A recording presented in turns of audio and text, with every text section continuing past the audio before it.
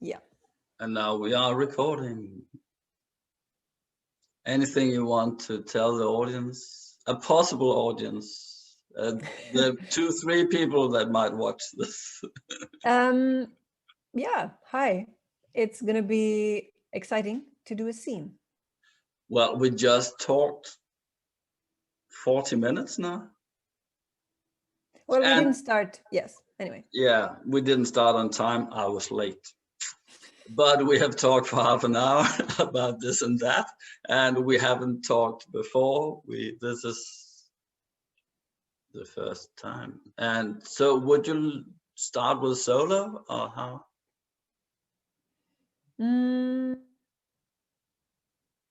Sure. Sure. And a suggestion to get started.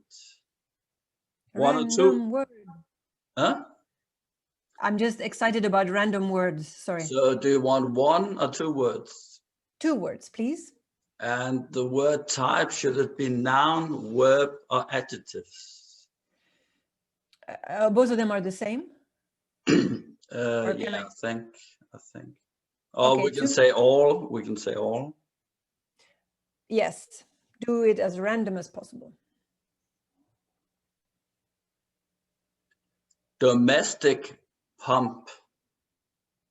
Domestic pump. Great. Great.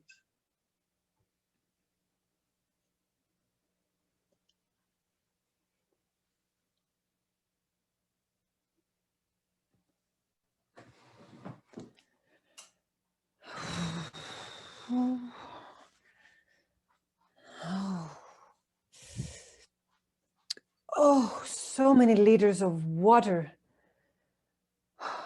But we need it. Carrying water all the way from the neighbors. I mean, they're not home, so I'm borrowing their water. Not borrowing, I'm not giving it back. You know, the pipes froze. The winter is cold and long and cold and cold. Anyway, I'm just taking a break. I'm waiting for a guy to come home.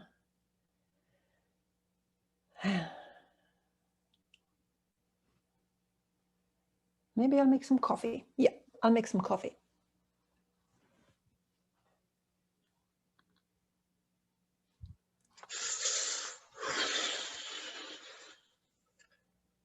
The insulation in this house is each year. Yeah, I got you some coffee. Yeah. Thanks. I thought we should. Huh? I'm sorry. Please continue. I thought about we should insulate the house a bit more. Mm. And we certainly should have insulated the pipes. I know. I never thought that the previous owners only stayed here in the summer. I completely forgot. So they didn't care about isolating, you know, the pipes and. No. I'm sorry. It seems I'm getting everything wrong with our dream house. Don't be sorry. There's so much to learn about a house. There is so much. This house really has a history. I mean, it was built. There's been world wars. There's been satellites crossing over here. There's been good years and bad years. And did you know that this village used to be very big? They used to have like 100 houses. It used to be the main village in the whole region. Yeah, and you can see what houses used to be shops. Yeah. And the different crafts that's been there. Yeah. And it used to be different crafts, like the shoemaker had one street. There were many shoemakers. And then the clockmakers, And nobody's here now, just us. Yeah, this history. I just watched the door frame. You can still see the marks from someone has grown up. They put on a mark each. Yeah. Can we please keep it? I don't want to paint over it. Yeah, I think it's just telling the story. And we don't know anything about this person. Except. Well, I can tell you at age 10, they were 135 centimeters long. That's okay. I don't think I was that high at that point.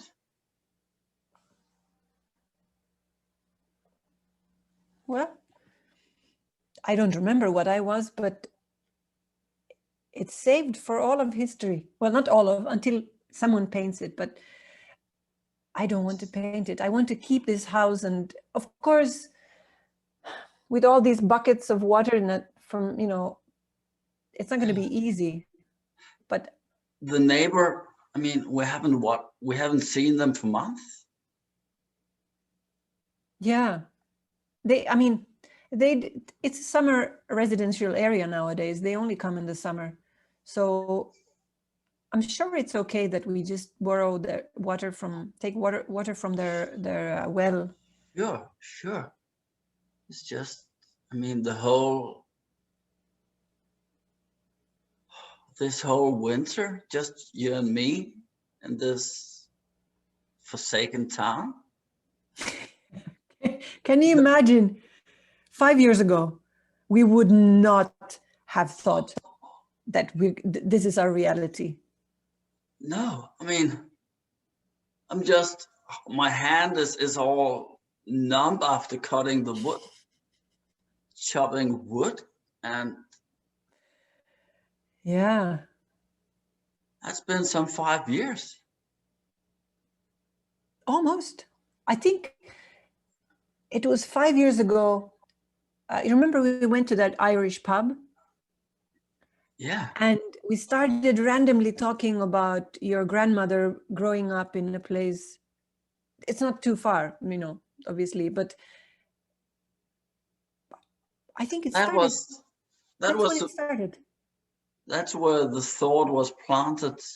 Yeah. Tiffany, it's been really a travel. And Yeah. I mean, I've learned a lot about you. About me? Yeah. What did you learn? I learned that all the crazy ideas I come up with, you take them serious. You take me serious. They're not crazy ideas. They're imaginative. And I mean, I love that you have these ideas. Most people are so boring. Yeah, but it's just you have the mind to make it happen. So that makes us a good pair then, You have the crazy ideas, well, the great ideas, and I focus on getting them done. I mean, you also do so much, but...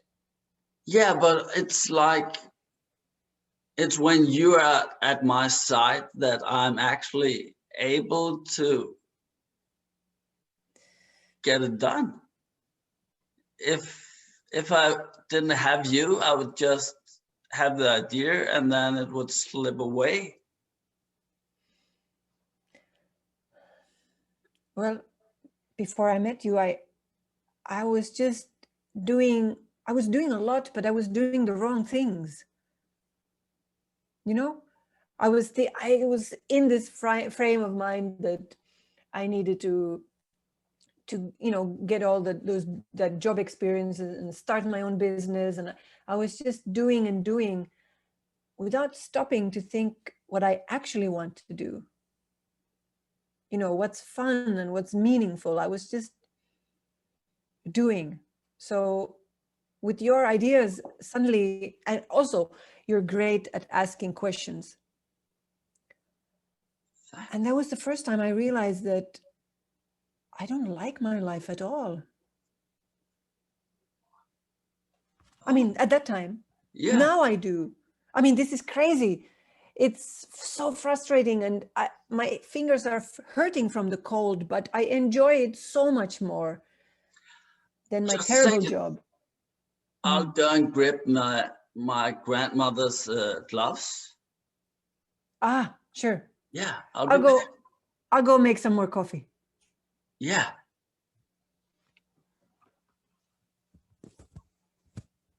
Boom, boom, boom, boom, boom, boom, boom.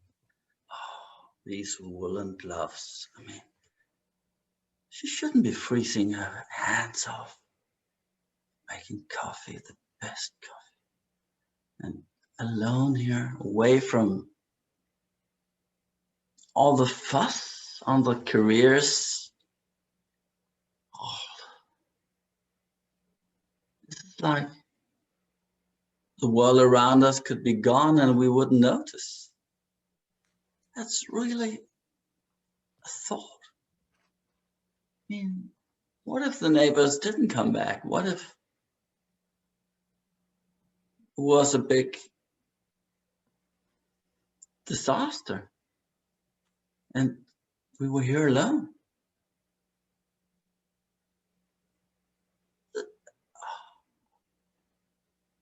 I'm attracted to that thought. That's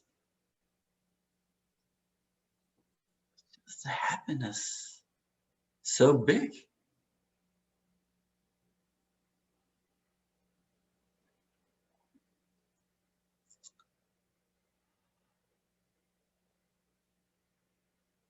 Yeah.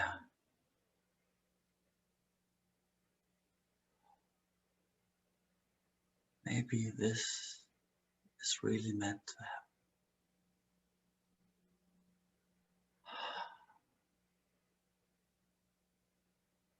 And there you are. Yeah, I'm having so much more coffee. Do you want some more? Yeah. I'll pour it. Give me a mug. Thanks.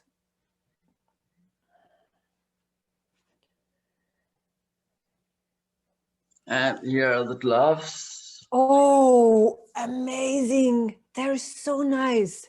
Yeah. And warm. So your grandma made these for you? I had them as a Christmas present, I remember. It was just before I started to study and had this idea that we could make fortunes out of trades and stuff like that. Yeah. It's like a world left behind now. But it's nice to have something from the world that we left behind. I mean, these, I don't think I have anything that my grandparents made. Probably don't.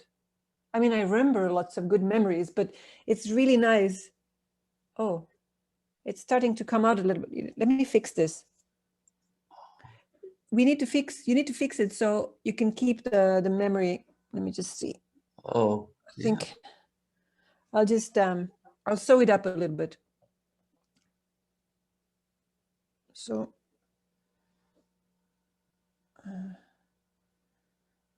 anyway, so it's just amazing that you're not putting them away to do it later, but you do it here right now.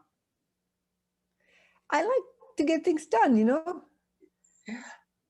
And I'm like, I like to watch you just sewing. See, it took less than a minute.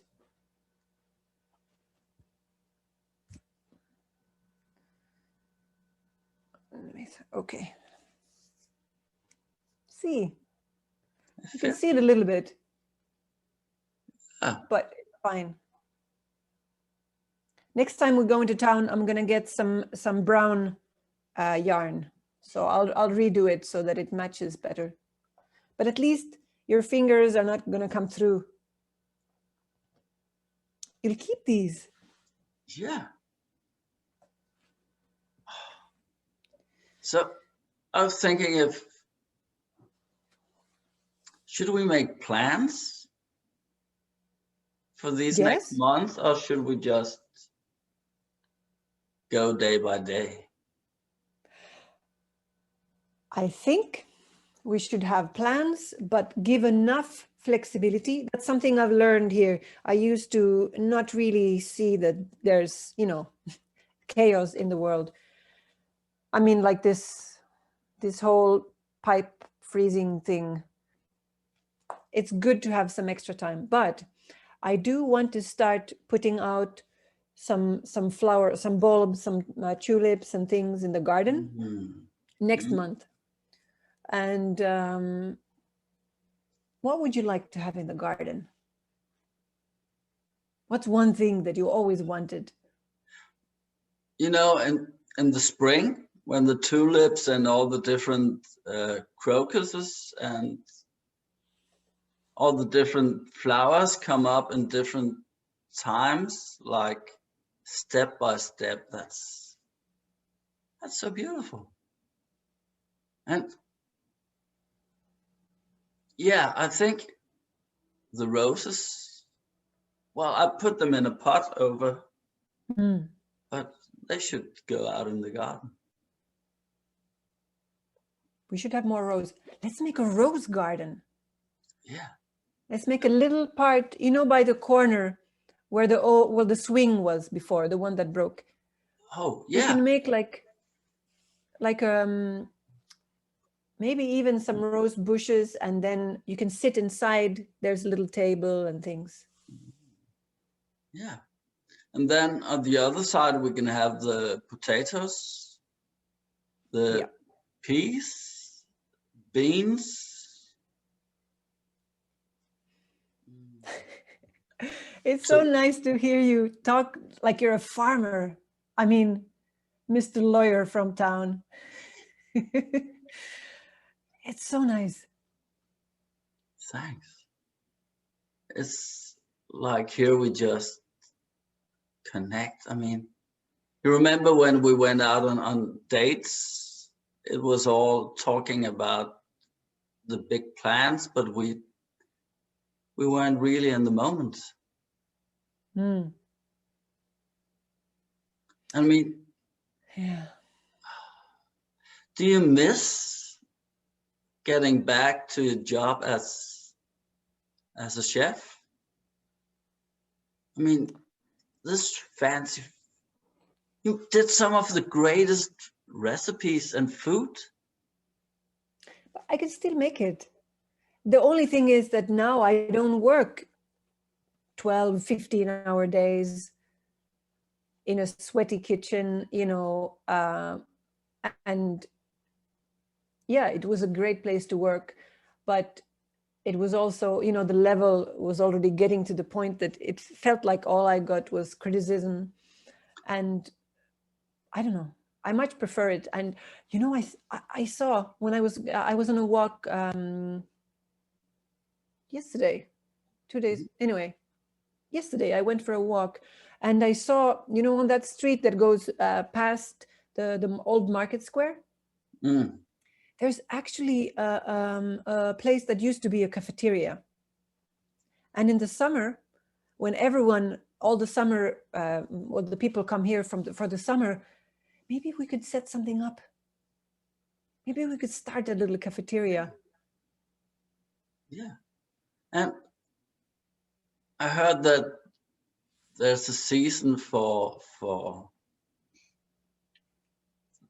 well, I've noticed a lot of articles about wild herbs. We could go out in the forest and see if we can find some wild herbs. Oh, yeah. Oh. Anyway, I'll make sure we have firewood enough for the night. Thank you, darling. Thank It'd be nice to be warm in the night. It will. I'm gonna put something on the stove. Are you getting hungry? Yeah. I'll see what we have. Yeah. Cook something up. I'll get Sure. some wood. Okay. Yeah.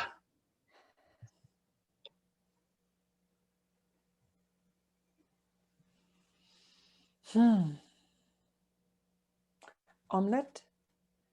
No. I'm gonna make some. Ooh, I'll make a ratatouille. We have couscous with. I have some chicken from last night. I could. Omelette. Yeah. And sing.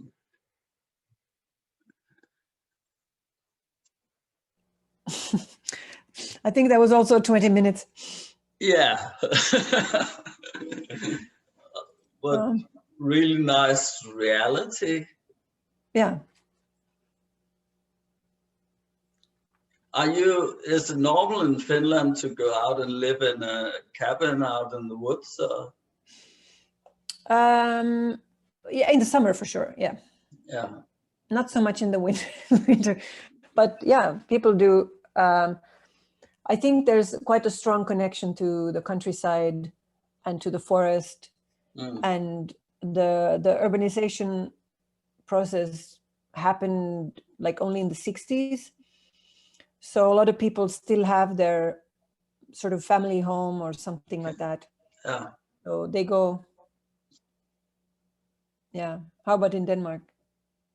You have like a summer place? There are a lot of people. summer houses, but Yeah. they're quite modern, and people want more and more modern facilities. Yeah. And then, yeah, then people own it and lend it out to tourists.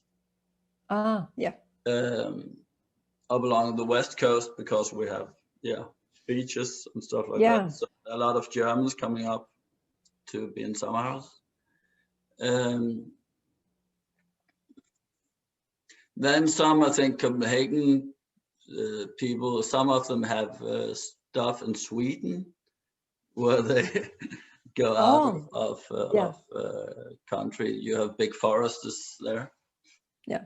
But it's also if you want one specific place. I know someone, they had like a camping caravan, but they would place it one place and keep it there for 2, 3, 4 years. And then they would move it to a new. So they would get to know the neighbors on the camping ground and see what's around, and then they would move. So it's also how many years are you planning this? But this was obviously a whole different agenda, getting away from a stressful life and stuff like that. Yeah, I think it's a little bit trending, this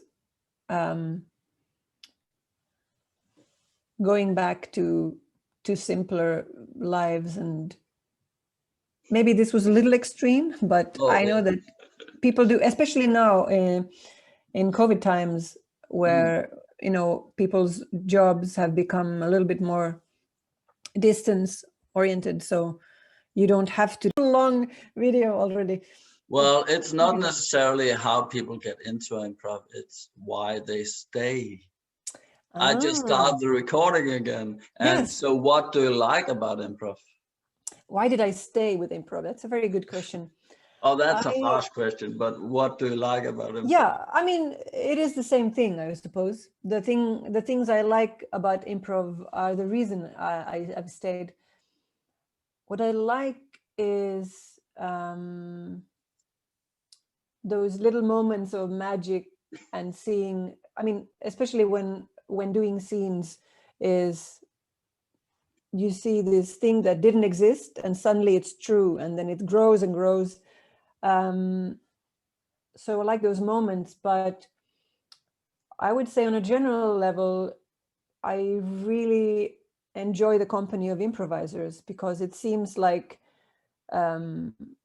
whoever decides that this is something they want to do is usually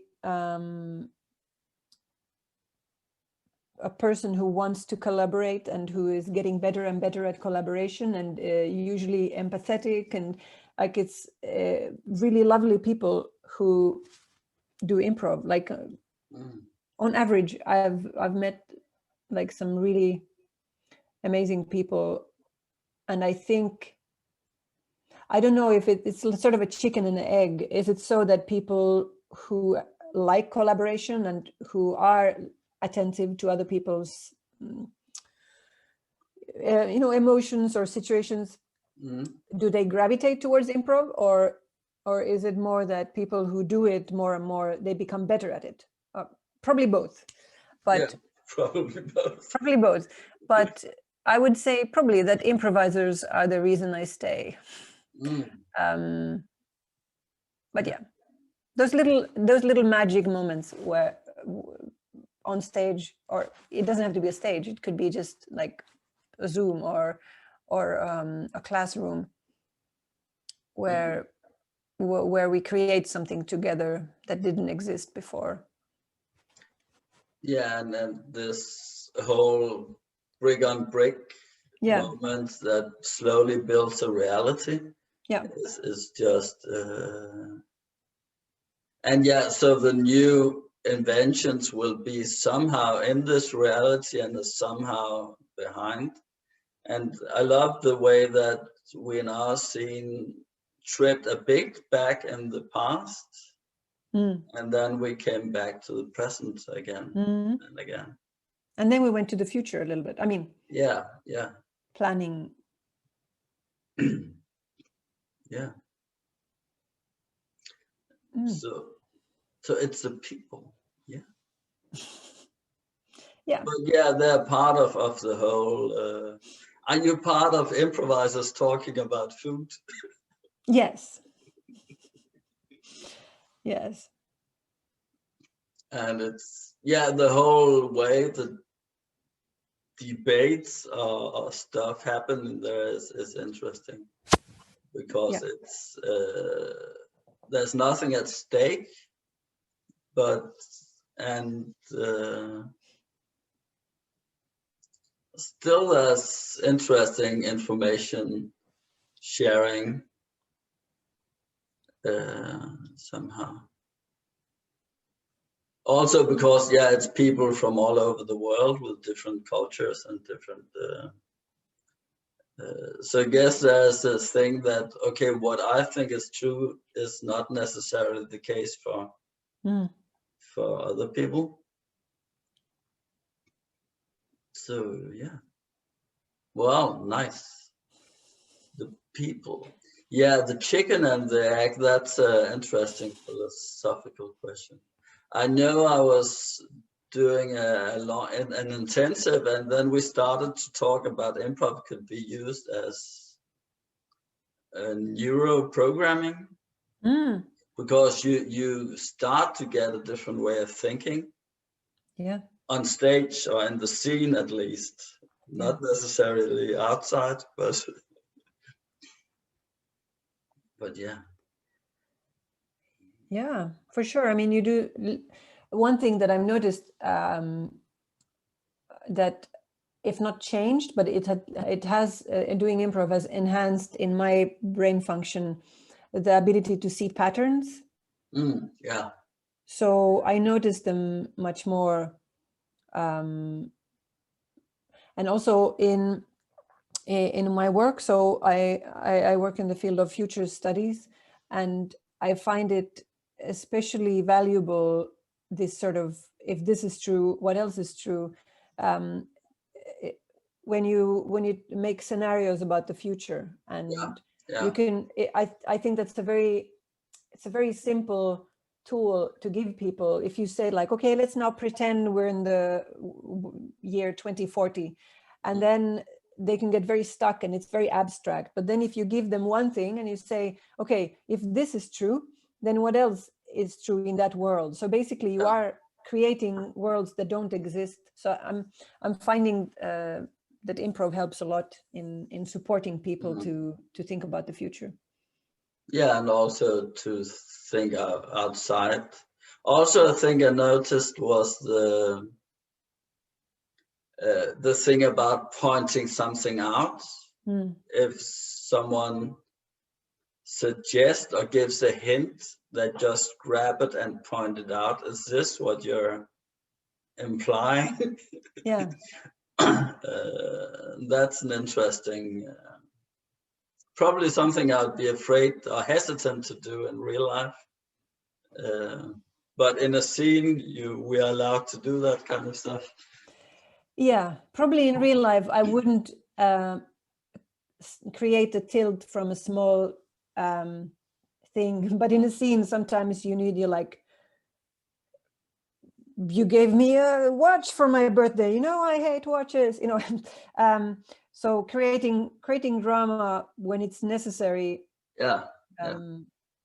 It's probably, it doesn't happen. Hopefully it doesn't happen so much in real life. Oh, no. But the supportiveness, I think,